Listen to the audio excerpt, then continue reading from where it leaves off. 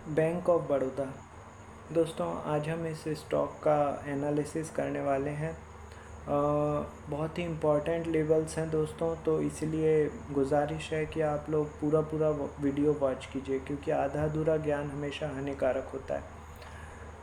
इस वीडियो में मैं बैंक ऑफ बड़ौदा आने वाले समय में शॉर्ट टर्म में किन लेवल्स पर वर्क करेगा वो आपको बताने वाला हूँ। साथ में उन लेवल्स पे आपको किस तरीके से वर्क करना है, ट्रेडिंग करना है, उसकी स्ट्रेटजी आप लोगों को पूरी तरीके से मैं बताने वाला हूँ। ठीक है। इसके अलावा बैंक ऑफ बड़ौदा किस तरीके की बैंक है, इसका कैपिटलाइजेशन कितना है, साल भर का हाई लो कितना बनाया है, पी रेशियो कितना है, बुक वैल्यू कितनी है, डिविडेंड कितना प्रोवाइड करती है, आरओई कितना है, फेस वैल्यू कितनी है, आप इसके किन बैंकों से कंपैरिजन कर सकते हैं। इसके अलावा इसके क्वार्टरली रिज़ल्ट पर डिटेल में चर्चा होगी।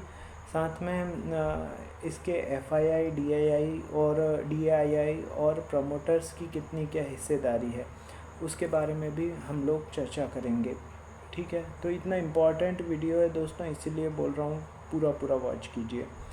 अच्छा, इतना इम्पॉर्टेंट वीडियो है और इसका आपके पास नोटिफिकेशन नहीं आ रहा है, इसका मतलब ये है कि अभी तक आपने चैनल को सब्सक्राइब नहीं किया हुआ है।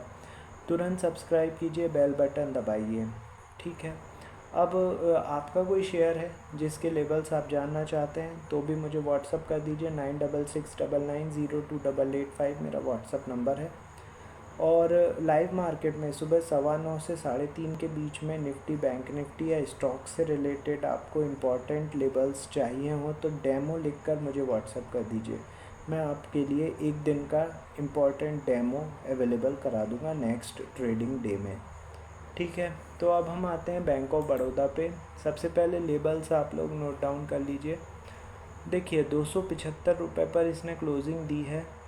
यदि ये स्टॉक 276 रुपये 85 पैसे के ऊपर सस्टेन करता है, ठीक है, तो इसके टारगेट होंगे 280 रुपये 80 पैसे, 285 रुपये, 293 रुपये, 301 रुपये और 306 रुपये।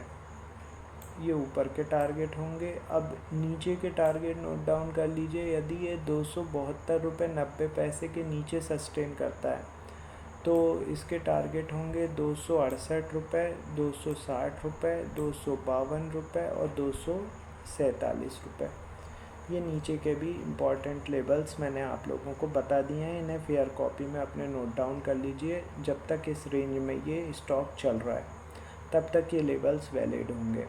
अब इस पे इन लेवल्स पे आपको ट्रेड कैसे करना है ये मैं आपको समझा देता हूँ। सबसे पहले तो जो भी ऐप या सॉफ्टवेयर है आपका, उसको आपको 5 मिनट का इंट्राडे का कैंडलस्टिक चार्ट लगाना है।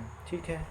अब उस चार्ट पे आपको ये जितने भी लेवल्स मैंने बताए हैं इनको हॉरिजॉन्टल लाइन के फॉर्म में ड्रॉ करते जाना है।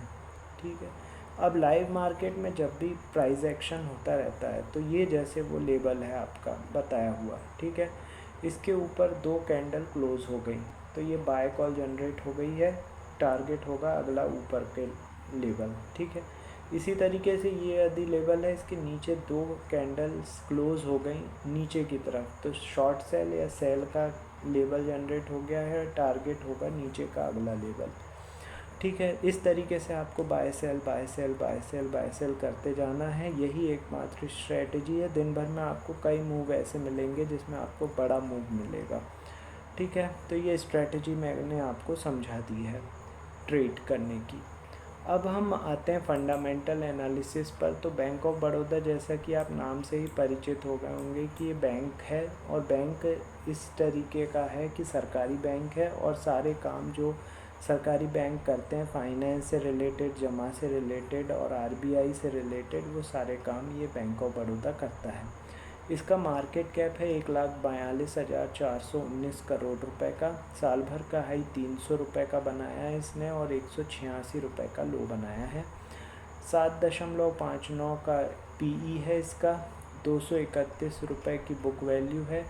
2.76% का डिविडेंड दिया है और 16.7% का ROE है, रिटर्न ऑन इन्वेस्टमेंट, और 2 रुपये की इसकी फेस वैल्यू है। बैंकों की बात करें तो जितने भी सरकारी बैंक हैं वो इसके कॉम्पिटिटर हैं, जैसे SBI, PNB, IOB, Canara bank, union bank, Indian bank, ये सब इसके कॉम्पिटिटर हैं। अब मैं बात करूंगा प्रमोटर्स की हिस्सेदारी की। तो प्रमोटर की हिस्सेदारी काफ़ी लंबे समय से 63.97% इसमें बनी हुई है। FII की हिस्सेदारी 12.40% हो गई है, थोड़ी सी बढ़ी है मार्च क्वार्टर में। DIA की हिस्सेदारी भी मार्च क्वार्टर में हल्की सी बढ़कर 16.04% हो गई है। सरकार की हिस्सेदारी 0.26% पर है, और पब्लिक की हिस्सेदारी हल्की सी कम होकर मार्च क्वार्टर में 7.32% हो गई है। ये मैंने इसका स्टेक होल्डिंग पैटर्न आपको बता दिया है।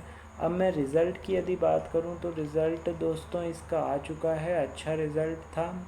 10 मई को आया हुआ है रिज़ल्ट, 254 रुपये पे था, वहाँ से भागकर इसने 301 रुपये का अपना 52 वीक हाई बनाया, और वहीं से फिर इसमें सेलिंग भी प्रेशर आ गया, और अभी एट प्रेजेंट 275 रुपये पर ये ट्रेड कर रहा है। 28 जनवरी को, अब वो 28 जून को इसमें डिविडेंड भी डिक्लेयर हुआ है दोस्तों। डिविडेंड एडजस्ट हुआ है 7 रुपये का, जो 7 रुपये प्रति शेयर, 7 रुपये 60 पैसे का जो डिविडेंड डिक्लेयर किया था वो प्रति शेयर का इसमें क्रेडिट हो चुका है। इसी कारण ये स्टॉक 28 जून को लगभग 1.5% गिर गया था, वहाँ से रिकवर हुआ। तो डिविडेंड का एडजस्टमेंट है वो, ठीक है। और अब ये यहाँ से मतलब लेबल्स मैंने आपको बता दिए हैं, उन्हीं लेबल्स के आधार पे आपको काम करना है। बहुत ही इम्पॉर्टेंट लेबल्स हैं दोस्तों वो, ठीक है। तो दोस्तों इतने इम्पॉर्टेंट लेबल्स के मैं 4 वीडियो बनाता हूँ डेली बेसिस पे, 4 अलग अलग स्टॉक से रिलेटेड। तो यदि इतने इम्पॉर्टेंट वीडियोस के नोटिफिकेशन आपके पास नहीं पहुंच रहा है, इसका मतलब ये है कि अभी तक आपने चैनल को सब्सक्राइब नहीं किया हुआ है। तुरंत सब्सक्राइब कीजिए, बेल बटन भी दबा दीजिए, ठीक है। और आपको यदि किसी शेयर के लेबल्स पूछने हैं तो मेरा व्हाट्सअप नंबर है 9669902885, उस पर मुझे व्हाट्सअप कर दीजिए।